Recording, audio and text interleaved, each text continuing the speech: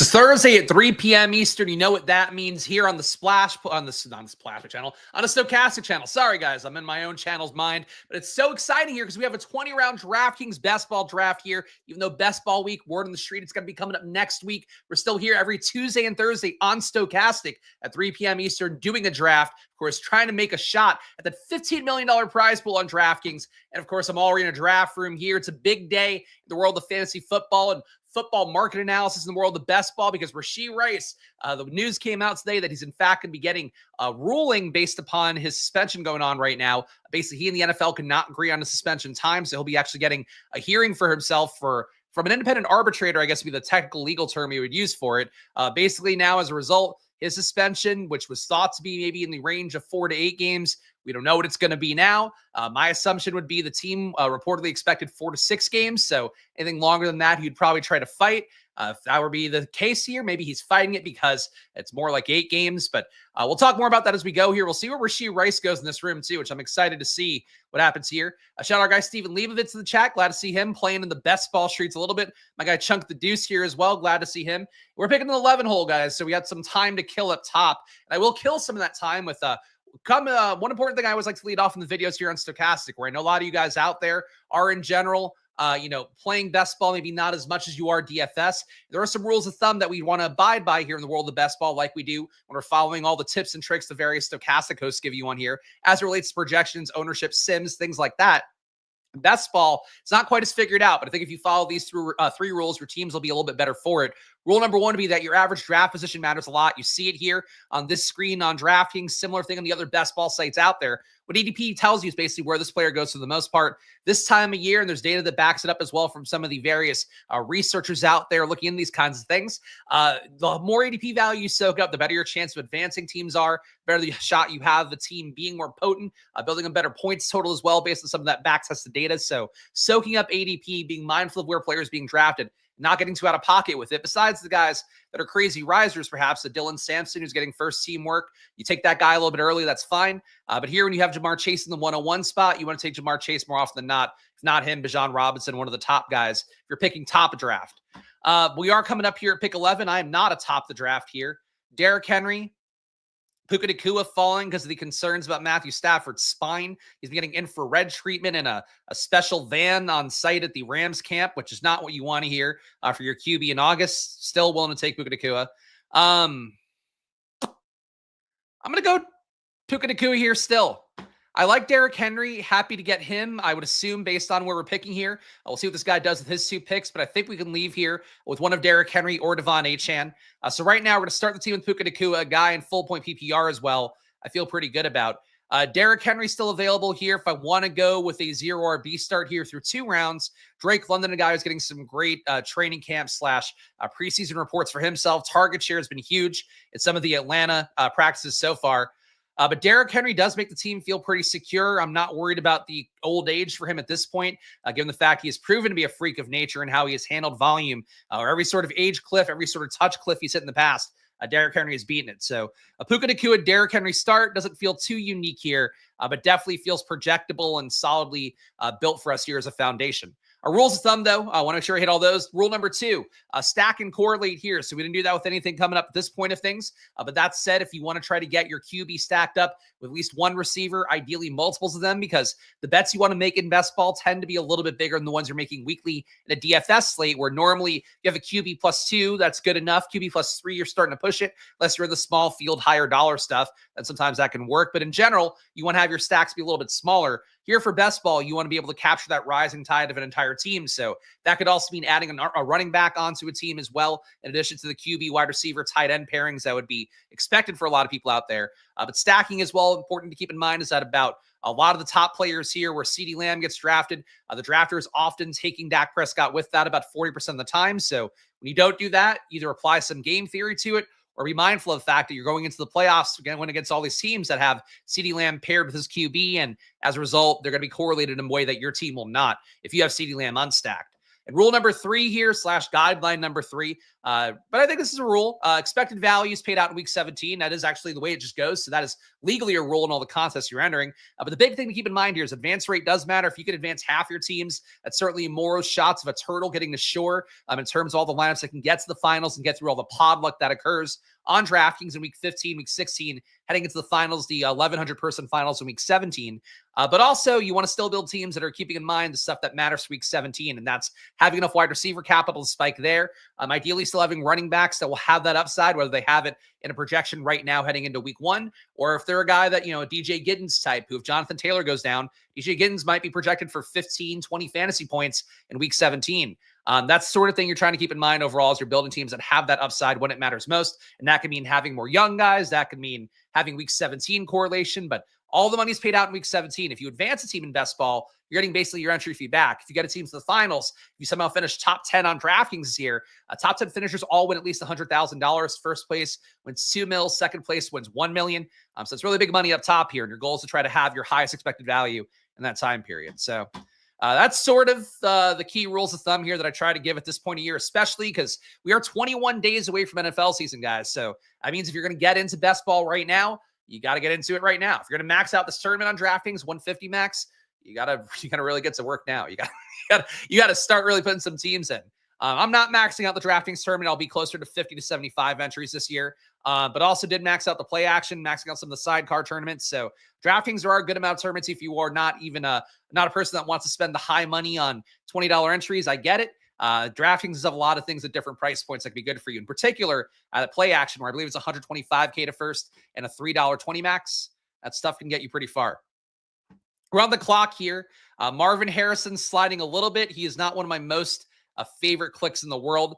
James Cook, some contract certainty. I think we can make the RB room, I wouldn't say impenetrable, but feel like we've got weekly upside that matters. And frankly, at receiver at this point, nobody I really want to go up and get or lock down as a value in the case of Harrison. So going to go with a Derrick Henry, James Cook start here. And James Cook getting big paid if you missed it. Did have his little hold in for the Bills, then started missing practice. The team didn't like their feet being put to the fire. They are now paying him about $12 million a year. So I think that makes him the number 6 overall in guaranteed money. I think was how that worked out. I was reading the Athletic article about it before the show, and these contract numbers escape me. But point being, he's getting paid legit money now, a little bit more than Kyron Williams got in his new guaranteed money from the Rams. So if that makes you feel more confident about James Cook, you can. But there are also some things in that article pointing out about James Cook just not being trusted in pass pro, things like that. That could be a little bit spooky. Feels to me like a spot to grab another receiver for sure. That said, George Kittle sliding a little bit, giving us elite tight end, certainly would feel pretty good. And frankly, at this point, doing stuff that takes me out of my comfort zone where I would love to take Tet McMillan here, feel good about receiver and move forward. I think doing something like Kittle here makes me a little bit more unique for my own portfolio, if nothing else. So got to go George Kittle here. So Derrick Henry, James Cook, Puka Nacua, George Kittle start. We are starting a little bit lean at receiver, but I do believe in Puka Nacua. And frankly, to me, with what we've seen in the past for the Rams, where guys like Baker Mayfield before he got reclaimed by the Bucs, and now is a guy that we really reliably take, and he's getting paid huge money by the Bucs in a new deal, and he actually might end up being another contract extension. I think he's due for. Might end up being one of the highest paid QBs in football. That reclamation project started with the Rams. So I think even if Matthew Stafford ends up being banged up, missing some time with a back injury, which was a concern last year as well, I think Jimmy Garoppolo is probably going to be the best version of himself we've seen since the Niners. So I think I'm comfortable with all the odds for Puka Nacua being a top receiver as a guy. Earned targets at a rate like nobody else in football last year. Matthew Harmon over at Reception Perception, a guy who's been on the Stochastic channel before, at the very least when I was doing regular On the Contrary streams. He was a guest back then. I don't know when the last time he was on. Does great data, though. Works at Yahoo. Does a great job for himself with his Reception Perception site, breaking down wide receiver data. He had posted something as well about Puka Nacua his entire career. And he's a guy where he's leading the league and really since he started playing football. I forget the sample size of time. I think it was like the last 4 years, 5 years, something like that. Puka Nacua, though, highest first down rate in football, also beats man coverage at like a 98% clip based on Matt Harmon's data. For Puka Nacua, I think if you're worried about him because of Matthew Stafford, I get it to some extent, but I think he's so talented. Devontae Adams as well, where he's in his career at this point. Puka Nacua has a shot at being a wide receiver 1 this year, and I'm happy to take him now going 4 picks later than he went for most of the draft process at this point. Check the chats as well. good way to play the board. Solid receivers will be out the next turn. I know my guy Robert Griffin III here plays a lot on DraftKings, and the more you play on these sites, better you get a read for things that are going to come up. So hopefully that's the case. Definitely feels a little bit vulnerable to have only one receiver, even if that guy is great, like I think Puka Nacua is. Bill Merritt season, yeah. So report today, and it's not really a report. It was more one of the and I don't want to be critical of it because same thing for me, for this guy. Ben Standard, former athletic reporter for the Commanders. He got squeezed from that job. Now he's working on a Substack, which, hey, look, you leave a company, you work for yourself. That's what I'm doing for myself right now. So, like, I don't want to piss at it too much. That said, he's talking at a podcast on his Substack. Gave a quote about he wouldn't be surprised if Brian Robinson doesn't make the week 1 roster, and Krosky Merritt is a guy that takes over that role. And he's just saying it. He did couch it. I had to listen to the podcast to try to get some extra context. You see a quote on Twitter and people overreact. But for me, it was one of those things where it's like, all right, is this like coming from a reporting place? And he says it doesn't come from anything sourced. It's just the feel he has watching these guys at camp. And I get it. I get the concept of like, you have the side test. You've been following the Commanders in camp for a while. You were previously an athletic beat reporter, like you have some credibility, but it just was him talking out of pocket. And I think in a way that doesn't jibe with how I understand football, as somebody that, previously ran Football Outsiders, that also has, studied this for a while as a gambler since my days starting at Stochastic back in 2018. I just don't think that's the way it goes when you have a running back who last year was getting about 20 touches a game, was getting 3+ red zone opportunities a game. Like, that's their power back. And this is a Commanders team that if you follow them closely, like I would think he does, because he works with them and is on the field with them every day, much closer than I am. It's a team that also like really relied on the vets they trusted last year. And I think as guys earned trust, Diami Brown, as the season went on, when Noah Brown got hurt, like they started working him more in because they felt more comfortable with it. I just don't see how you overhaul your entire team for a 7th round pick in Krosky Merritt. If you want to take Krosky Merritt, I get it, but it's like, I think the hype has gone too far with it. So just seeing Bill Merritt named in the chat, it just triggers me because I have Brian Robinson to get him out, but like, I'm a big believer in like red zone touches sort of articulate what a team's level of trust is in a player. And I don't know. Like, I think Brian Robinson showed trust in that respect. We're on the clock here. We definitely want to get more at receiver because we've been starving at start here with Puka Nacua only on our team. So Zay Flowers at receiver, I think a strong click for me here. Rashee Rice at this stage, right at ADP when we have this new uncertainty coming in. I don't think it's the move to take him right now. We'll see how much he falls on DraftKings without me interfering, without me putting my hand on the wheel. James Conner, though, a receiver or an RB click I would like to make. We do have receivers I like as well. Pearsall, Deebo Samuel. Guys, I'm pretty comfortable clicking at this point. Really, Green Bay. I mean, I could also go up and get Matthew Golden, as some people would like to do, but I don't know if I buy that as much. I like Deebo Samuel. Deebo getting the best shape of his life reports based on stuff at camp so far, or preseason so far, I guess. People always say, like, oh, training camp's over, it's not preseason. It's the same thing. It all rolls together. It's before the season starts. But Deebo Samuel apparently down to 9% body fat, 220 pounds. We've heard this before when he was on the Niners, but I guess now they're saying it again for him, that he's somehow in great shape. Big thing to me, though, is that Jaden Daniels, one of the bets I got most correct last year, was believing heavily in Jaden Daniels and his ability to make that offense functional and make Terry McLaurin a player who was a key part of my portfolio last year. That really worked out. I feel that way about Deebo Samuel being in this offense, taking some of those easy touchdowns that McLaurin might leave behind if he's a guy that, frankly, I think got lucky last year with some of the plays they called for him because they didn't have any other receivers. Slant route at the goal line, that's more of a Deebo Samuel route. Kind of a screen toss, flanker toss to a guy that's more of a Deebo Samuel play. I think Terry McLaurin can be good on long shots when he finally gets into practice and he's contracted at the money he's worth, probably around $30 million a year in average value, to be my guess.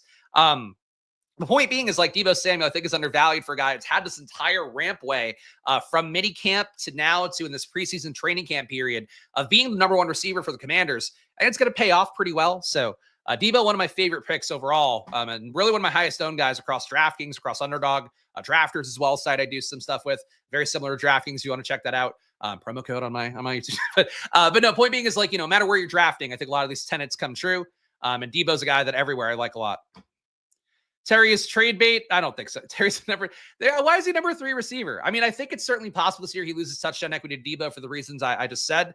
But that said, he is still a guy that is talented, is a great downfield receiver, is fast in a way, that he shows it in how he plays in the field. And he can run other routes too. I think we saw that more last year than ever. But like I honestly, I wouldn't love to pay him $30 million plus a year, turning 30 years old. but he's been great for that city too. So I don't know how much that matters. So that's outside the realm of best ball. I'll say it's Splash. There we go. Yeah, Steven's saying that apparently the promo codes you can use on other sites is promo code Splash, but I didn't say that. I didn't say that here. We're due for a skill position guy to get shot. Brian Ross. I do this a lot on my own channel, usually on Stochastic. I try to keep it a little bit closer to the vest because you guys are so used to getting great information here from all the hosts and things like that. I usually don't read chats before I pull them up. General, and that's what we get. But yeah, somebody's due to get shot, I guess, based on that's the thing though, small sample size. It's only 2 years of somebody getting shot. So you can't assume somebody's going to get shot every year because that's not how data works, right? That's what we know from all of our years here at Stochastic.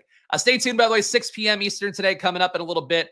You will have Greg and Eric coming up in MLB, so keep that in mind. If you are playing MLB DFS, of course, God's game here, and a game as well that, I'll toot the Stochastic horn. I know the founders have won some of the most money in MLB because of how the data works together, and obviously the sim tools being a game changer now. So please do play some MLB here at Stochastic. All right, we're on the clock here. Kelsey a little bit behind ADP, but not a player we want when we have Kittle. Juwan Jennings falling. We don't have any Baker Mayfield, so not a pick for me. We could take our first suspended guy here with Jordan Addison. 3-game suspension for him has been officially announced, but you should know that at this point, hopefully. I like Jennings. I still like Jennings more than Addison.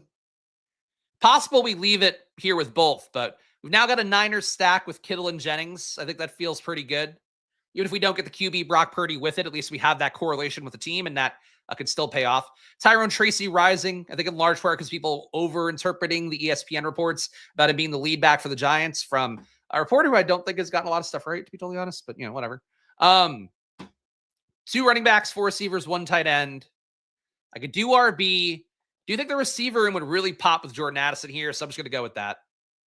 Jordan Addison, come on down. My 5th receiver.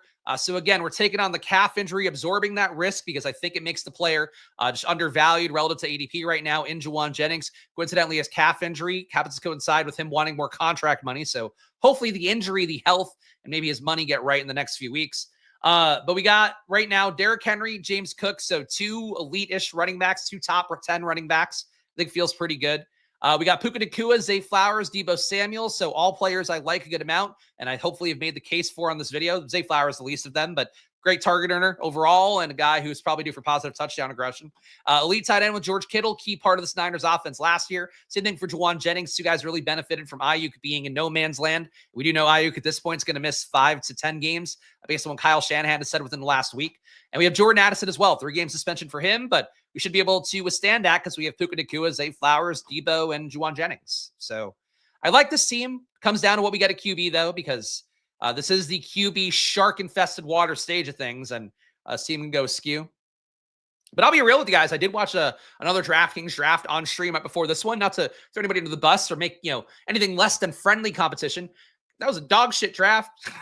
If anybody knows what I'm talking about, I think they might agree. That was an awful draft. I put together good teams on stream. Now, after 3 years of streaming a bunch of best ball drafts, you hopefully realize that I built some decent stuff here. And this year, even taking 2 early RBs, I think we're building some pretty stuff. So I want to get the QB right here.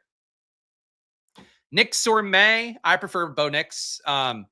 I get the Drake May enthusiasm. I think really one thing, and this is me, acknowledging your priors is certainly a part of the process. I was so down on Drake May relative to the industry chatter. A lot of content creators I like, respect. Pat Corain, a guy who's been on Stochastic before as a guest, runs Legendary Upside, is former Best Ball Mania winner. Just really love Drake May, and as a result, I think his company liked Drake May too much. And you also had the ESPN film bros like Ben Solak loving Drake May, and I was like, and to the point where they were then shading Jaden Daniels, and that's where it got personal for me because I love Jaden Daniels so much.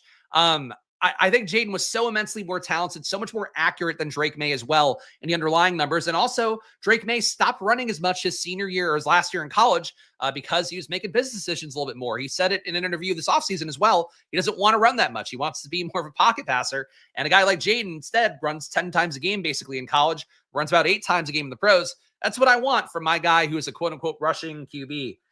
So I think for Drake May, I'll always hold that against him. Bo Nix is more of that Jaden Daniels type where he will run if he has to.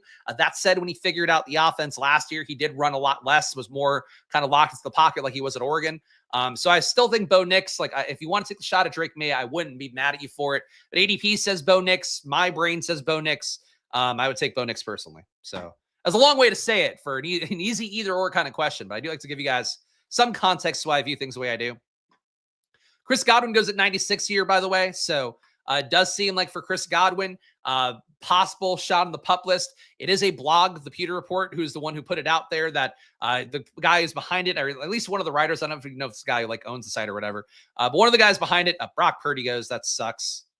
This guy have any Niners? Nope. Brock Purdy goes unstacked and 99. Love best ball. So much fun.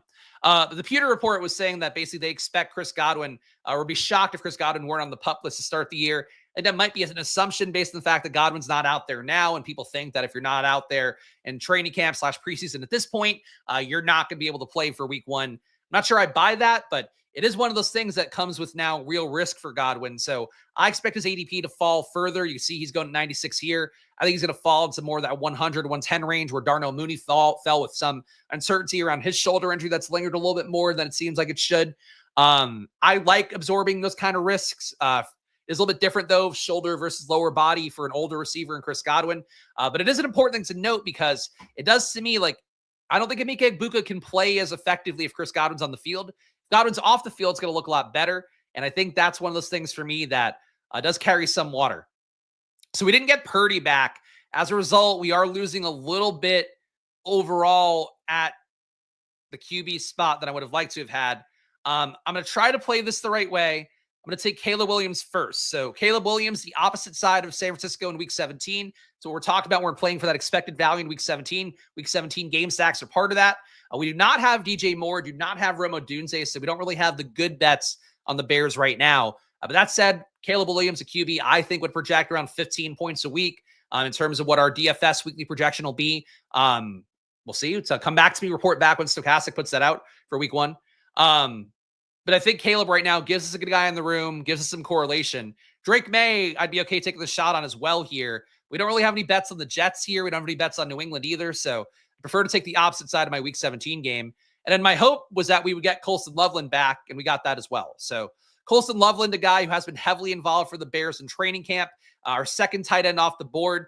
Do you think trying to get more in RB would have been a logical thing to do as well? But 1-2-5-2 start here. Definitely good tight end capital spent with George Kittle and Colston Loveland on the same team.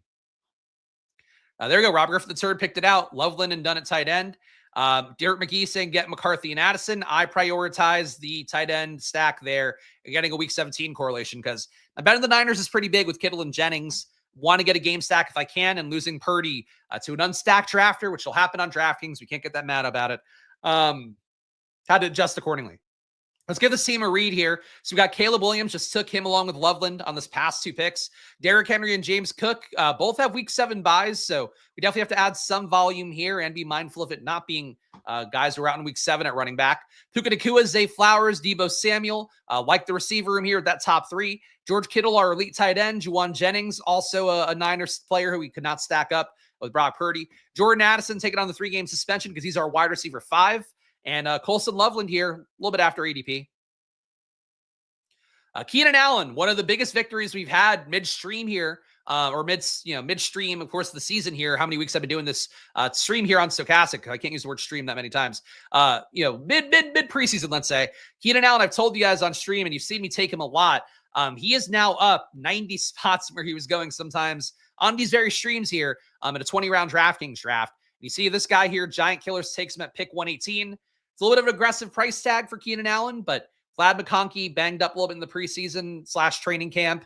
I don't think it's a crazy reach for Keenan Allen, but relative to ADP, he is now going real high. He's going real high. For what it's worth, it looks like a lot of your first 10-round starts. All right, there we go. So hopefully a good thing. Think you know better than anyone, or wait. Think you better than anyone. Don't get bored. Okay. Thank you. I appreciate the kind words here. I think I misread that and it threw me off because English is hard, guys. Really, no, it's not really English. It's streaming and reading chats at the same time and trying to reply to them earnestly. That's where I sometimes falter. But guys, make sure you are playing on DraftKings this year. Of course, download the DraftKings Daily Fantasy app. The big thing on there to know is that if you haven't put in any teams yet, your first entry, $120 entry, a shot at $15 million, get a second one for free right away. And that's without ever putting in a lineup again after that first day. So keep that in mind here playing on DraftKings. It's a 20-round draft, full point PPR. So a little bit different than some of the other major sites out there, but it is $2 million of first place. As I mentioned earlier, top 10 finishers each win at least $100,000. That's the big upside. It's a life-changing kind of money we're always looking for here at Stochastic. And frankly, we've seen a lot of winners on the channel, in particular in MLB lately. But, like people winning $50K in MLB, you're talking about winning $2 million on DraftKings. So that is really, that's fuck you money. That's you can quit your job, do whatever you want. I don't think DraftKings wants that in the ad. I don't think DraftKings' new best ball ad campaign is get fuck you money by playing best ball, but that's the reality of it. So play on DraftKings, give it a shot here. And of course, there's no promo code, but you guys know, just play, fill a tournament. Used to get Keenan Allen so late when he was a free agent. Well, that was because you were absorbing risk and it paid off for you. That's the same thing that I'm doing here. I appreciate the LMAOs. Thank you for that. Think you can keep rising past Cooper Kupp. You know what? That is actually not an unreasonable way to read the market. I don't know. In my opinion, the right price for Keenan Allen was around Christian Kirk, who goes here at pick 125. Those to me are guys, if you want to draft in a similar structure to what I do, and I'm on the clock here, so I should probably make a pick. Getting that guy is like a wide receiver 5, that Christian Kirk, Keenan Allen is sort of the cutoff point for me. But people do it differently. Really would like to get RB here. I don't love the guys in this range, though. So I'm going to go Luther Burden, grab the 6th receiver. Think there'll be pockets where I'd like RB more. And I think there are guys I can go and reach to get. But for right now, I'm not mad at Jaden Blue. I just don't think the price tag is correct, given the fact that Jaden Blue has been banged up and Javonte Williams seemingly cemented himself as a lead back for a team that I don't think is dying to get Jaden Blue to be a bell cow. Dylan Sampson's a guy I do want to get more of, so I'm actually going to go up and get him here. I like Trey Benson, but with Jerome Ford, so a little bit confusing to me. I was trying to go through Twitter and figure it out what was correct, but it seems like Jerome Ford not at practice today. Dylan Sampson has been working as the lead running back in practice for the Browns. I hate the Browns this year. I think they're going to be a really bad team. Not really a hot take there. But I also just think Dylan Sampson, guys coming from Tennessee at RB, we saw it last year with Jalen Wright. At receiver, we've seen it recently with Jalen Hyatt. Guys just not being ready to port over that gimmicky Tennessee offense to the pros is the thing that happens. It worries me about Dylan Sampson, but Sampson is a freak athlete. Film guys love Dylan Sampson. I think he's mispriced right now at DraftKings. Me taking him at 134. I think he's got to come up a little bit more. So Dylan Sampson, I would say, is probably more of a wheels up play. Still like Jerome Ford for his price tag, a guy who's been trusted in that offense. Will definitely be a better pass protector than Dylan Sampson in year one. But, I don't think Quinshon Judkins is going to get out there this year. That's been my bet the entire time since we found out about his domestic violence allegations. Sampson's got a good shot at leading the way. So let me give this team a read here. We got, again, Caleb Williams, our 1 QB so far, so a little bit thinner at QB than you might want to be given the, again, really QB shark-infested waters here on DraftKings. But we got Caleb Williams, Derrick Henry, James Cook, Puka Nacua, Zay Flowers, Deebo Samuel. Tight end George Kittle, again, really would have liked to have gotten this Niners stack with Juwan Jennings and Brock Purdy. But instead, we took the opposite side with Caleb Williams and added Loveland on top of that, along with Luther Burden. So a full Niners Chicago stack for week 17 here. Jordan Addison, his suspended DUI self, we got on the team. Colson Loveland, Luther Burden, and then Dylan Sampson, RB3. I like this team.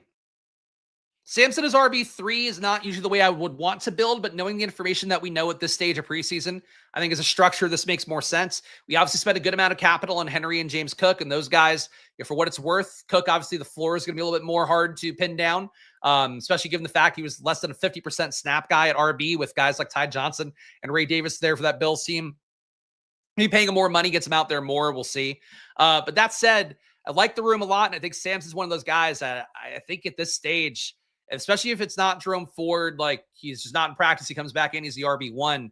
Sampson should probably be a top 100 pick. So, and that's me. I was not big on Sampson. I'll take the L on it with relatives to what you can take an L on for something you believe in, but prior to August or mid-August in an NFL season. But that said, I think Sampson is a guy now you want to get a lot more of. Sampson simply has to play. Yeah, fair enough. Arizona bell cow, Trey Benson. I don't think bell cow, but certainly a shot at being a bell cow. I mean, he's one of those guys. Him, Tyler Algier, another one, absorbing a really possibly incredibly good role for those guys. If the lead back goes down, obviously we're not rooting for that with either Bijan, especially at his age, or James Conner, where it's a little more likely at his age. But, Braylon Allen, another one who's going to have a role and then certainly can have more if Breece Hall, if things get really gross there with him not getting a new deal and all the other guys in his class getting new money. Certainly something that's going to be a pain point for Breece Hall based on some of the quotes that have come out. But we got to think about QB here coming up because QB has gotten catastrophic. This is tough, man. These DraftKings QB rooms are a doozy. We got to take Geno Smith here. I have no correlation with it, but really would like to get to 3 QBs generally. Here, at least we'll take 2 with different bye weeks. I hate how this board worked out, though, at QB. Losing out on Brock Purdy threw off the entire feng shui of this team. But, you know, what can you do? Right, this guy Litmack takes Pop Douglas here. Pop Douglas touchdown in the red zone for the Patriots today. One of the few highlights that came across my For You page on Twitter. All right, so Sam Darnold here. We have the bet on Cleveland for Week 17, and there are some easy Pittsburgh options coming up late in the draft. Sam Darnold, you do have the Torrey Horton option at receiver later on. Elijah Arroyo, AJ Barner at tight end. We can add those guys on theoretically.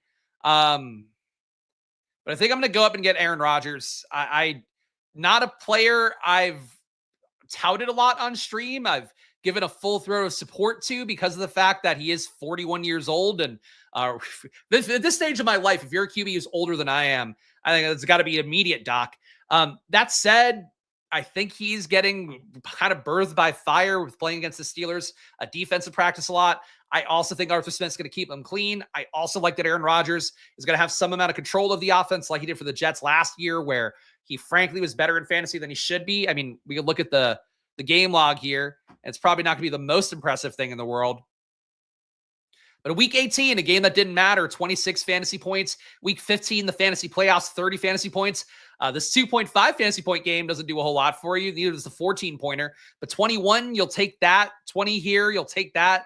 In a 20-round draft where I think we got kind of jobbed out at QB, I got to take a third one here, and it's Aaron Rodgers. Frankly, I think Aaron Rodgers' game log probably doesn't look dissimilar to Geno Smith's. Geno also spiked week 18, and he gave us a 25-pointer in the playoffs. Besides that, 3 games over 20, one of which was a 28-pointer. Better floor for Geno last year for Seattle. But yeah, in a DraftKings draft, think you want to get to 3 QBs more often than not, especially if you don't have that elite guy up top. We didn't have that, so that's my logic here. Hate the way this worked. Dirt here wants us to get Thornton. Thornton is moving the wrong way in camp, it sounds like. He is still a big-bodied guy, but I wasn't wowed by the numbers at Tennessee. Thornton did play more of that Cedric Tillman role, so if you're going to tell me that somebody can port over a little bit more to the pros, I think being that, that X receiver in that offense, you have the best shot of doing it, where you're not always motioning around like Jalen Hyatt was on the team. Thornton, that said, Thornton goes at 166 here, so no shot at him anyway. There's other players we could take that I'm not going to say out loud right now. That's it. Maybe my fatal flaw this season, but I'll die on the hill. The process is sound. Want to be done at QB before Cam Ward goes off the board. I have a lot of teams with Cam Ward and Bryce Young, so I'm still heavily in that range. Frankly, the Bryce Young bet feels fantastic at this stage with how his price tag is moving up. Bryce Young in this room, I think, went top. Where'd he go? Top 145. He goes 130 enough here and on an underdog as well. Yeah, that said, I certainly get wanting more certainty at QB. It does seem like a lot of the sim data out there from sites that are doing sims for best ball, supporting 3 QB builds more, even sometimes when you have an elite QB, they want you to get the third one because there's a lot of situations in a sim where 2 QBs miss time or one is a total dud week and the other one's injured and you need some points to advance or stay alive. So I think 3 QBs on DraftKings, if you can do it, is great. I'm still going to do 2 QBs more often than not. Some of my best finishers in my career playing best ball, including in an underdogs tournament, finished top 100 one year with having only Joe Burrow as my QB because Trey Lance got hurt week 1, and that was the end of his career, basically. He's still in the league, obviously, but it was the end of his fantasy career being relevant. You could survive with 1, but if you want to really spike that upside and also increase your advance rate, 3 QBs, especially on a 20-round format, probably a better thing to do. But I agree with this. People have been QB crazy this year. I think that's true. A little bit too frenetic. Like, that's why I think, frankly, you're just as well off to take an Aaron Rodgers type. But that'd be my opinion. All right, we need more at RB desperately here. Again, I don't love this guy, but I do think at this price tag, we take the shot and hope it works out. Ja'Cory Krosky Merritt come down. I don't know why he has a Q tag now. What happened to Krosky Merritt? He's just getting filleted on Twitter. Did that hurt him in some process? Oh, he had a shoulder injury last week. All right, that's minor. I think he's already back in practice. I don't know why it's the Q tag on him still. But that's a big swing at RB. I think we could do one less big swing here as well. We've got 6 receivers we feel pretty good about the quality of. I'm going to go Roschon Johnson here. Roschon Johnson, I think people are spooked on because they've heard Kyle Monangai has had some good camp reports. And it sounds like for a 7th round pick coming out of Rutgers, he has performed pretty well. That said, Roschon Johnson, and I think people read this the wrong way. They saw, oh, Monangai RB2. Roschon is still likely to be your power back. He's got a foot injury right now, so I get having some concern about not seeing him in a preseason game. I actually haven't seen any updates from him today. Still not in practice as of Thursday. Actually, this is last Thursday. Hopefully Roschon can practice and get out there because I think they're playing the Bears starters this weekend. But I haven't seen any updates on Roschon. Point being is like Roschon's a different back than Monangai. Like they could try to give him the ball at the goal line, whatever. But Roschon was the power back to Bijan Robinson at Texas when they were both there. And I've said it a few times on stream. His numbers really look very similar to Bijan Robinson in terms of efficiency, even avoided tackle rate. Roschon was avoiding about a third of the tackles. He was also good versus an 8-man box. Like he did a lot of stuff you look for, at least in my opinion, that makes a back, valuable. I think Roschon can still win this backfield, if things align a certain way. And if not, he's got a role where he's probably the one scooping up some touchdowns and being the Jamal Williams of the team. For this Ben Johnson offense, going to look a lot similar to one that Jamal Williams put up 20 touchdowns in a couple of years ago. I think Roschon going to the 180s, 190s is just not correct. So that's sort of my justification here. But we needed to take anybody at RB at this point anyway, because we just need some volume. Like Derrick Henry and James Cook are going to carry a lot of water for this team, but still want to have volume here in a 20-round draft because things can happen. If we need to survive 5 weeks without Derrick Henry to want the team to not advance. So that's how I'm viewing it. Thornton starting. Thornton is swapping with Trey Tucker, and the preseason usage was a lot more favorable to Trey Tucker than it seemed. So I think you're taking previous stuff from a couple weeks ago. The update from this past game was that Trey Tucker was more involved than people know. Jack Bech could still get there, but he's backing up the outside receivers. He's backing up Myers in the slot. Jack Bech's pathway is a little bit tougher to get there than Thornton's is. Guys, if you can, show some love, hit that like button, subscribe, goes a long way for me here on Stokastic, of course. Doing the best I can every Tuesday and Thursday to give you guys good info, talk about the preseason stuff, talk about legal things. Like I was looking up the NFL collective bargaining agreement to try to figure out how to give people a good take on my Discord for what was going to happen with Rasheed Rice. So that's the process here. That's what best ball is. It's in some ways as well preparing you for NFL season because we are going to have a lot of great content from guys like Laffy, Ben Rasa coming up in the next few weeks here. I'm sure Greg involved, whoever's involved in NFL this year, Eric, Gajeski, whoever's here. I don't know. I don't have a roster. They're all going to do great work for you guys here. The point being is like kind of doing best ball right now, keeping up the preseason stuff is through a vessel for that. A really good way to prepare for NFL season as well. So either way, I don't know how it relates to you hitting the like button, but hopefully we've added some value to your life here today. So please do hit that like button. So Stokastic knows this stream, it's not total dog shit. Let them know it's not only partial dog shit. Leave a comment too. I do reply to the comments after the stream when I can. If it's showing my channel today, no, I will go live though on my channel tomorrow on my @SplashPlayPod channel on YouTube. I'll drop a link for the people in the chat. On Fridays, I do drafts on DraftKings Millie Maker, Underdogs Best Ball Mania, and Drafters Main Event Championship. So I'll drop you guys a link to that in a moment here after I make my picks. But check it out tomorrow at 12 p.m. Eastern if you so desire. All right, 3562. I'm going to set the guy's name out loud on the stream, so I'm just going to go and grab him now. Trey Tucker, again, we want to get some Vegas correlation because we did add on this late Geno Smith here. Again, there's some other players I want to take still, but I don't think I need to take them urgently. I don't want to tip my hand too much. So we get Trey Tucker at this point. I would like to get a 6th RB that I have some faith in. And I think there is one who hopefully will survive this next pick that I can grab. Pat Bryant, by the way, falling in every room right now, as he should. He was in a rotation with Troy Franklin, leading the way actually in the rotation, and Devon Vele. So I'm not the biggest Pat Bryant fan. He earned targets really well at Illinois, but there's a world of difference between that and playing in the pros. My boy Marshawn Lloyd, he is back in practice. I actually would love to pull up the exact quote. I might do it just for the bit. I got to pull it up in a different tab, though, which would be the issue. There was a quote, though, basically saying Marshawn Lloyd at practice the other day had a play where he broke a tackle in such a way that the players on the sidelines were going nuts, and Dontavian Wicks was holding his face with his mouth open. This is an exact quote. Holding his face with his mouth open like he had seen a ghost was the reaction Marshawn Lloyd got at practice.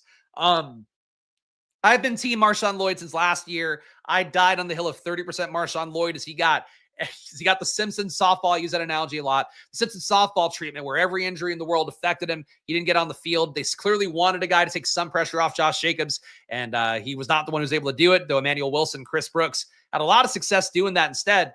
That said, Marshawn Lloyd's a lock to make the roster. The health, I get it. I hate injuries, and Marshawn Lloyd has the most of them. A lot of the players I've loved over the years, him, Anthony Richardson, his rookie year, riddled by injuries. But that said, if he is out there, he is a special player. And he's a guy as well that if you give him the Tyjae Spears workload in this Packers offense, give him 10 touches a game, I think he pays off hugely as an 18th round pick where I took him here. But I think there's a shot, if things go the way I expect with the Commanders, I think Marshawn Lloyd outperforms Krosky Merritt this year would be a bet I'd be willing to make.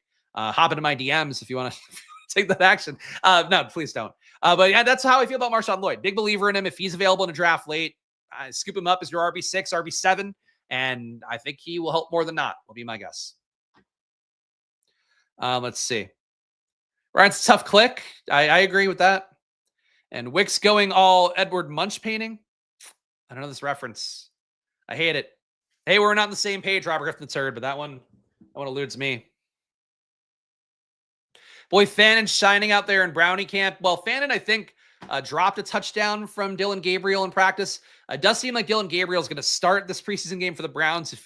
I'm not playing preseason DFS. It's another information gathering exercise that I don't have room for in my brain with best ball. But it seems like he's going to start that game. And I actually said it on stream. I don't think on this channel. I think it was on my Splash Play channel.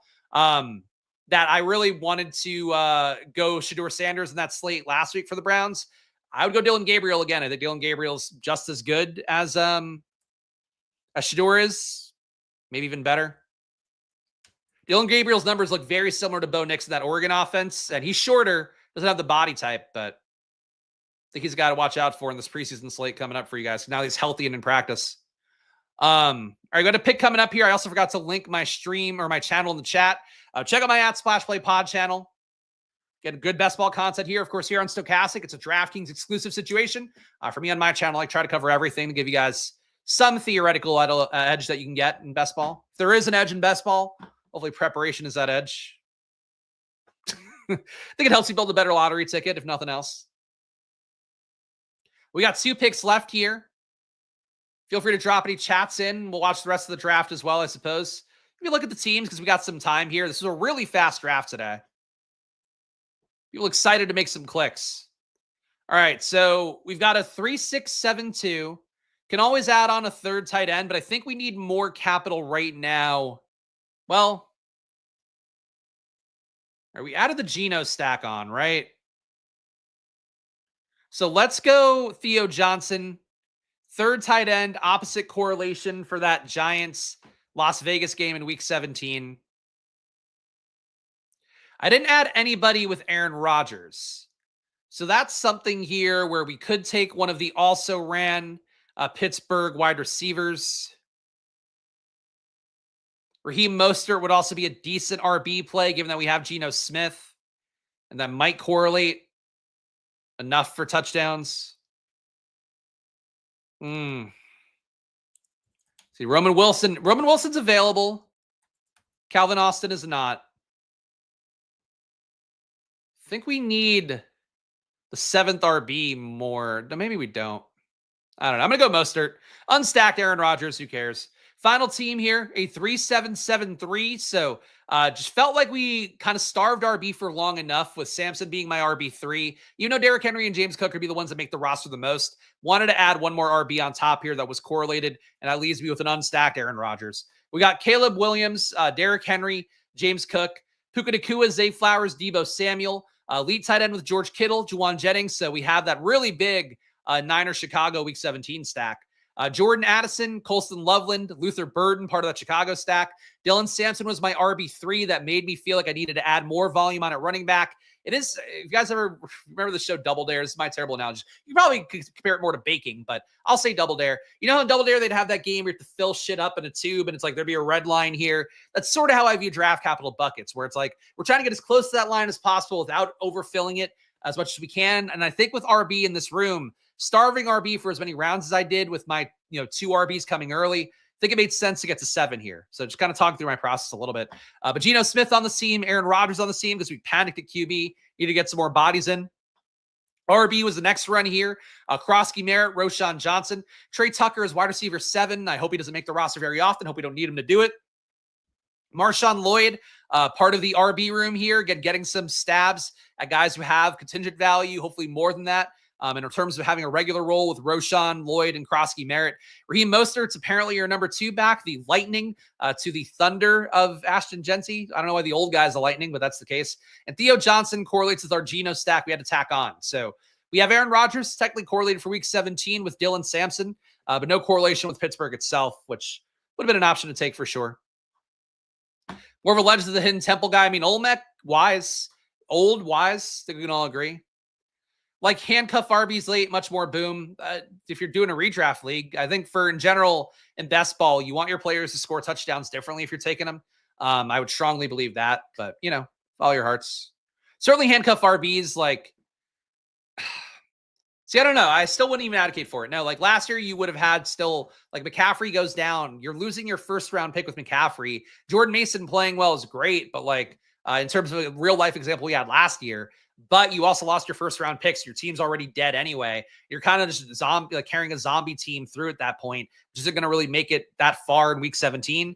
Or honestly, probably isn't even going to make it that far through the playoffs, let alone to week 17. So I really would advocate against handcuff backs. In a spot like Jacksonville, you want to take Bashal Tootin, you want to take Tank Bigsby together. I would take that shot. I get that. You want to take Etienne and Tootin together. I could see that. Maybe Etienne starts the year hot. Tootin comes in, takes over the role, but Etienne's lurking around and scores touchdowns in a different way.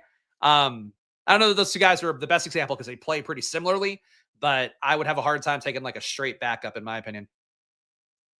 How do you build on DK at QB and tight end? Typically, I do 3 and 3 most times. Do you think you're trying to get 3 QBs in? As I mentioned earlier, sim data would support you taking 3 QBs, even if you have, your elite guy like a Jaden Daniels, like a Josh Allen, like a Lamar. You still want to be mindful of the draft capital, though. Like you could see, and I showed a lot on stream here. There's a range of the board where it literally looks like Jaws, where it's just all blood in the water here. QB going frenetic. You don't want to take Lamar and then 2 QBs in this range. You want to take, I would say, like a Lamar, then I think a Fields would be fine. Then you take a Cam Ward with it, especially when he was going later on. This guy took Tua. I think that's fine as well. But you want to let it be like a sliding draft capital on the way down if you're going to do 3 QBs. But I do think you want to do 3 QBs in general if you can, and especially a team like mine where Caleb was QB1. At that stage, doing a 2 QB build, I think it'd be tough unless it was like Caleb and Cam Ward, Caleb and Bryce. I could do it, but I'd prefer to get a third if I could. Let's see. Got the 11th pick in my keeper league. Makes sense to just keep Jamar Chase and lose my first round pick. Yeah, I would probably do that. Because you got to remember Jamar Chase is going 101. I guess at a keeper league, probably a little bit of a different price tag. Yeah, I would keep Jamar Chase. Again, you got Jamar Chase is the overall 101 no matter what format. So losing your 11th pick, you're losing out on Puka, Nika. I guess I don't know what home leagues are, but whatever. But yes, I agree with the absolute no-brainer. Chung says here. Agreed with that. Checking chats for anything else. Clear RB2s late like Shipley and Brooks. Yeah, I still probably wouldn't do that bet with the handcuff back, but it's cheap enough. Whenever a pick is cheap enough, you can kind of do whatever you want in that range. 18th round picks in general. Yeah, I get it. It's set on DraftKings, obviously up to 20th round. I don't want to short strip Stochastic too much by cutting off early. So real fast here, let's look at who's available at the end of a draft. There's anybody that I think is even vaguely clickable.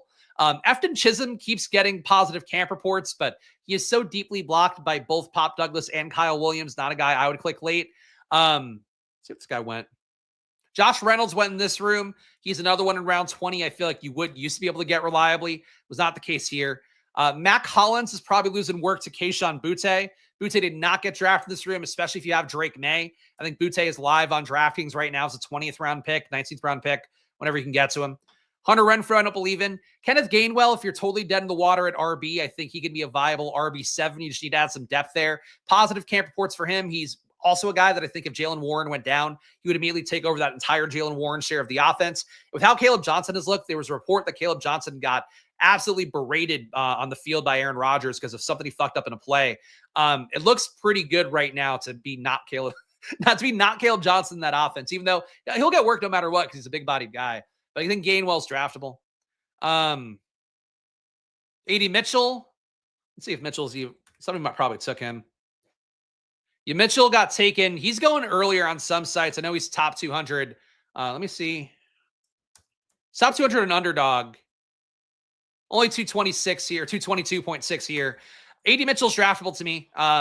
He's been cooking guys in training camp all offseason, so I get it. He also killed guys in that Ravens practice. So, sure. Anybody else here? Just go position by position. Ollie Gordon's draftable now because Alexander Madison got a neck injury. Madison was killing it in Dolphins camp to the point where he might have landed a roster spot. But Gordon is now likely absorbing that. I think Franklin got drafted. Let's see. Yeah, no, Troy Franklin. Yeah, Troy Franklin, absolutely draftable. Again, people got burned by him last year, myself included. Thought he was an interesting prospect coming out of Oregon, especially with this college QB. He was just blocked in terms of playing time. That's still going to be the case to some extent because it's going to be Mims, it seems like, as a wide receiver too, based on the preseason. But Troy Franklin, again, scored a 50-yard touchdown in the playoffs. Like, it's not easy to do that. He did do that. He's got downfield upside. I think in a way that Vele and Pat Bryant don't. It's definitely Bryant, I think, doesn't. Vele, I would say, probably doesn't as well. So I still like Troy Franklin in a room. Savion Williams, if you want to try to capitalize on Green Bay being banged up, you can take that shot. McCaffrey's been terrible in camp. Seems like he might be cut if he weren't a third-round pick last year. McCaffrey, not a guy I'm excited for. Odell Beckham apparently has been talking to teams. I still probably wouldn't take him, but he might go to Pittsburgh with the latest reports. Again, not a guy I would want to take, but we're just naming guys that are on the cusp of draftable. John Mechie is probably going to get cut by Houston, even though he did play well in the preseason. Probably wouldn't take him. And tight end's probably always the most fertile. Harold Fannon's still here. Cole Kmet has been one of the best red zone targets in camp / preseason, according to Ben Johnson. Cole Kmet's still available in this room. Frankly, I could have taken him if I really wanted to, but we have Loveland, so wouldn't make sense. That's just some guys here late. That covers it well. Torrey Horton, usually not available late at this point. Horton went in this room pretty early. Horton's been good in camp, though. Horton's got good underlying numbers. He went round 18 in this room, so that's that. But taking any Mayer? No, because you have so many good tight ends to take late. You could take Juwan Johnson. You could take Jatavian Sanders' price tag is coming up a little bit too much. But Freiermuth went around 19 here. Noah Gray, I think, is more involved than people want. Darren Waller, I know people are concerned about the ramp up there with him coming off retirement and not being involved in practice early, but he is stepping into a very large role that Johnny Smith leaves behind. I think he's draftable. So to me, taking then the backup tight end for Vegas, and it's not like the offense would flow through him the same way it does Bowers. I just don't see the potential there, really. That's I'm checking the chats. Ty Johnson, Ty Johnson also a draftable guy late for sure. RB7 guy. And I appreciate you guys as well. Thank you guys for watching live here. Hopefully we filled enough time that I'm not totally ripping off Stochastic at this point, but I'll be back on Tuesday at 3 p.m. on this channel. I'll be back tomorrow on my Splash Play Pod channel at 12 p.m. Eastern. You always hit me up on the Discord as well. If you sign up for my OddsShopper Tails package, #1, you get access to my rankings, which I probably should have showed on screen more. Let's do that real fast. Here's my rankings. You can see I do blurbs for everything, where players are moving. You also have EPA data that I use from Sports Info Solutions, which has been a data partner of mine for years, since back at Football Outsiders. But that's what I do with my ranking stuff. Get my OddsShopper Tails package. You get access to that, as well as various other things there, including the Discord that I'm always posting news updates on. Whenever I see anything interesting in an athletic article or on social media, I post it in my Discord. So sign up for that OddsShopper Tails package if you can, or check out my YouTube channel at Splash Play Pod. You can sign up there too. Make sure to go play on DraftKings and listen to this important notice from our friend Greg Ehrenberg, who will be coming up on this channel again at 6 p.m. Eastern with Eric Lindquist. But he's got this video for us that I'm dying to show you this video, guys. And here it is.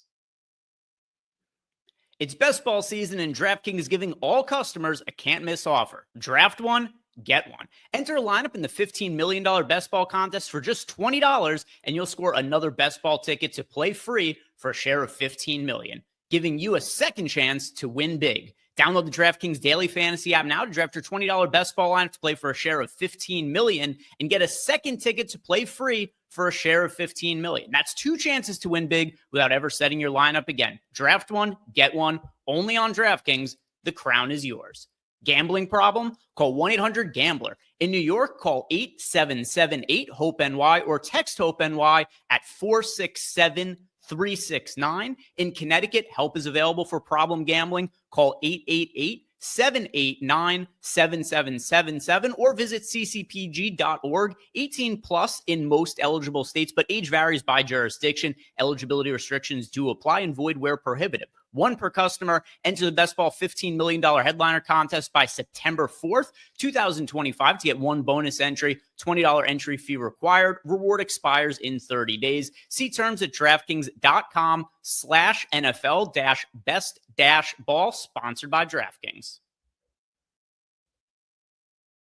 Doesn't get you going to hear legalese Greg Ehrenberg. I don't know what's going to get it going for you guys, but shout out to all you guys hanging out. Hit that like button before you go. Leave a comment if you're watching after the fact. Check me out at Splash Play Pod tomorrow and go play on DraftKings right now. 21 days left to draft, guys. And stay tuned. I hear Best Ball Week coming up soon as well. So check that out. But I'll see you guys again soon. Enjoy your weekends. If I don't catch you tomorrow on my at Splash Play Pod channel, good luck. And stay tuned for Live Before Lock, 6 p.m. Eastern for MLB coming up. All right, bye, guys.